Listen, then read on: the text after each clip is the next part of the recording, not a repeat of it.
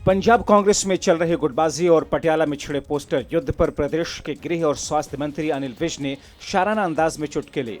विज ने दिल के टुकड़े हजार हुए, कोई यहां गिरा तो कोई वहां गिरा गीत के जरिए शाराना अंदाज में कांग्रेस की कलह पर साधा निशाना। राहुल गांधी के ट्वीट पर अनिल विज ने पलटवार भी किया। अनिल विज का ये वही शाराना अंदाज है जो उन्हें दूसरे नेताओं से अलग बनाता है। विज अक्सर अपने इसी शाराना अंदाज से विरोधियों पर पलटवार करते हैं। आपको बता दें कि इस गीत के जरिए अनिल विज ने कांग्रेस नेता राहुल गांधी पर पलटवार किया है। पंजाब कांग्रेस में गुटबाजी और छिड़े पोस्टर युद्ध पर मंत्री अनिल विज ने तंज कसा। उन्होंने शाराना अंदाज में जवाब देते हुए कहा कि इस दिल के टुकड़े हजार हुए, कोई यहां गिरा कोई वहां गिरा, बहते हुए आंसू रुक न सके, कोई यहां गिरा कोई वहां गिरा। उन्होंने निशाना साधते हुए कहा कि आज के समय में कांग्रेस का जो हाल है, जो वक्तव्य है और जो कांग्रेस नेतृत्व की सोच है, उससे तो ये पार्टी सारे ही राज्यों में छिन्न भिन्न होती नजर आ रही है। देखिए, जिस ढंग से कांग्रेस चल रही है, जो कांग्रेस नेतृत्व का हाल है, जो कांग्रेस नेतृत्व की सोच है, जो कांग्रेस नेतृत्व के हर मुद्दे पर वक्तव्य हैं, इससे सारे प्रदेशों में कांग्रेस छिन्न भिन्न हो रही है। इस दिल के टुकड़े हजार हुए, कोई यहाँ गिरा कोई वहाँ गिरा, बहते हुए आंसू रुक ना सके, कोई यहाँ गिरा कोई वहाँ गिरा। तो कांग्रेस का तो सारे देश में यही हाल है। भट्टाकला के नजदीकी गांव सूलीखेड़ा में पिछले 5 दिनों से पीने के पानी की भारी किल्लत बनी हुई है।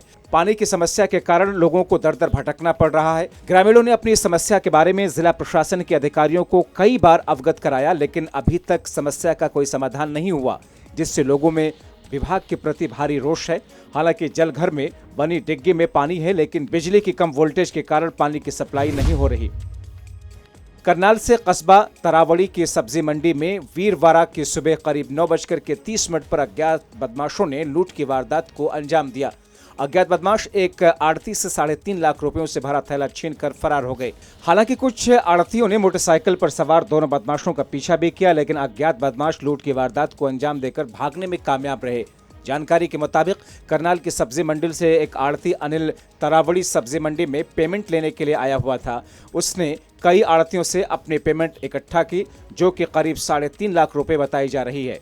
जैसे ही वह पेमेंट लेकर के अपनी कार के पास जा रहा था, कार के पास पहुंचते ही अज्ञात बदमाशों ने उसके हाथ से पैसों से भरा थैला छीन लिया, जिसके बाद अज्ञात बदमाश मोटरसाइकिल पर सवार होकर फरार हुए। अनिल कुमार जी, मैं पेमेंट लेके इकट्ठी करके यहाँ पहुँचा तो इतनी देर में एक लड़के ने मेरे को अपना खोस के धक्का दे के और दूसरा बाइक पे लेके मेरे से बैग भाग गया। कितनी राशि थी? 3.5 लाख रुपए। ये सूचना हमारे पास अभी थोड़ी देर पहले आई थी कि भाई ऐसे ऐसे मंडी में स्नैचिंग की वारदात हो गई है। तो हमारे पास किसी प्राइवेट व्यक्ति का कोई फ़ोन कॉल वगैरह नहीं आई, कोई वीटी नहीं आई, ना ही किसी प्राइवेट आदमी ने फ़ोन नंबर पे कॉल की ताकि पुलिस जल्दी से जल्दी आ सकती। लेकिन हमारे पास जैसे प्राइवेट सोर्स से पता चला कि कोई वारदात हुई है, तो उसके बाद हम तुरंत यहाँ पहुँचे और पीड़ित से एप्लीकेशन ले ली है। इस पर तुरंत एफआईआर दर्ज करेगी। हमारी एक टीम एरिया में जा चुकी है, जो कि सभी सीसीटीवी कैमराज को चेक करी है। बाबा राम रहीम जेल से इलाज के लिए बाहर के आया, अलग अलग चर्चाएं गर्म है। उधर हनीप्रीत बाबा के देखभाल के लिए मैदानता में डटी हुई है, तो वहीं आज हनीप्रीत के पति रह चुके विश्वास गुप्ता और ससुर रहे MP गुप्ता को धमकी भरा फोन आया। ये फोन किसने करवाया ये तो भी साफ नहीं है, लेकिन उनका आरोप है कि बाबा राम रहीम और हनीप्रीत मिलकर के इनको मरवाना चाहते हैं। पहले भी कई बार धमकी भरे खत आ चुके हैं, लेकिन जब से जेल में थे तो ऐसी बातें सामने नहीं आई थी। लेकिन अब जबकि इलाज के लिए बाबा राम रहीम जेल से बाहर हैं, तो वो मैदानता में बाबा की देखभाल करने के लिए हनीप्रीत डटी हुई है।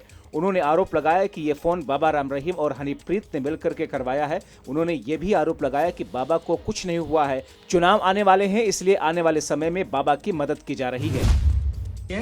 बाबा और हनीप्रीत के खिलाफ, और अब जो है उन्होंने फिर मेरे को धमकी दे दी थी कि मैं हम तेरे को किसी कीमत पर भी छोड़ेंगे नहीं दोनों को। अब पहले जो है 2017 में हमारे को कुर्बानी गैंग है एक डेरे का, उनकी चिट्ठी आई थी 4 TV चैनलों को, और एक हमारे को तुम्हारे को मारेंगे, तुम बाबा के खिलाफ बोलते हो। तो फिर मैंने उस टाइम भी FIR लॉन्च करा दी थी, और TV वालों ने भी करा दी थी चंडीगढ़ के अंदर। अब जो है फिर रात 10:54 पे मेरे को फ़ोन आया। उसने कहा मैं कमल बोल रहा हूँ UP से, और मैं तेरे को और तेरे पापा को, तेरे और बेटे को, विश्वास को मारेंगे हम, उधार लेना। उसके बाद वो टेलीफोन कट गया। बेटी 4 साल की है और मैं कोई भी रात आज तक ऐसी नहीं है कि मैं शांति से सो चुका हूँ। जरा सा खड़का होता तो मेरे मन में एक आशंका रहती है कि कौन है क्या है, क्योंकि मैं उन लोगों को बड़े नज़दीक से जानता हूँ। मैं बड़े साल वहाँ रहा हूँ, मैंने राम रहीम को बड़े नज़दीक से देखा है। उनमें जेलसी बहुत ज़्यादा है और मैंने तो उनके बहुत बड़े पत्ते खोले हैं, बाप बेटी का रिश्ते को तार तार करा है उनके हिसाब से। तो इसलिए मेरी ज़िंदगी को तो खतरा है ही, मैंने तो मरना है, आज मरूँ चाहे कल मरूँ, मेरे को वो छोड़ेंगे नहीं। जैसे द्रौपदी ने बाल खोले थे उसके दुर्योधन के वर्डिंग पे, तो उस तरह से उसने कसम खा रही कि जब तक इसको छोड़ूंगी नहीं। कांग्रेस पार्टी के कार्यकर्ताओं ने भारत देश में बढ़ते पेट्रोल डीजल के भाव को देखते हुए आज पेट्रोल पंप के सामने बैठ करके धरना प्रदर्शन किया। इस प्रदर्शन में एडवोकेट रमेश बामला के मुताबिक भारतीय जनता पार्टी ने पूरे देश में हाहाकार मचा रखा है। सरकार कोरोना महामारी में भी पूरी तरीके से फेल साबित हुई। 13 महीने में तेल का रेट बढ़ाया गया, 25 रुपए और 72 पैसे रेट बढ़ाया गया, वहीं 30 रुपए और 93 पैसे भी रेट बढ़े हैं। महंगाई का प्रहार मोदी सरकार, पेट्रोल में लगी आग, मोदी भाग भाग। हरियाणा प्रदेश में 29% बेरोजगारी बढ़ी है, इसके जिम्मेदार सिर्फ और सिर्फ हरियाणा सरकार ही है।